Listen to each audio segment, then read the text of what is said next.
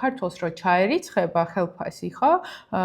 გავა 48 საათი და ეს 4 კატეგორია წაიღებს ამ ხელფასს და არ ვიცი, ხელფასის აღებიდან შემდეგი 2 კვირა ადამიანი არის ისევ ხელფასის მოლოდინში.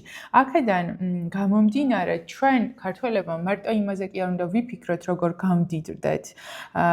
უნდა ვიფიქროთ იმაზე, როგორ შემოვიტანოთ ჩვენს ცხოვრებაში დიდარი ადამიანების აზროვნება და ინვესტიციის კულტურა და სამომავლოდ ზრუნვის და საკუთარ ცხოვრებაზე ფიქრის კულტურა, განსაკუთრებით ქვეყანაში, სადაც ძალიან დაბალი პენსიებია და შეუძლებელია, რომ ადამიანმა, რომელიც არის საპენსიო ასაკის, ირჩინოს ამ პენსიით თავი, ხო? აქედან გამომდინარე, შეიძლება ითქვას, მიკვირს კიდევაც, რატო არ ვფიქრობთ ევროპელებთან მიმართებაში, ბევრად უფრო ადრე და ბევრად უფრო დიდ დროს არ ვუთმობთ იმას, რომ ჩვენი სიბერე იყოს უზრუნველყოფილი.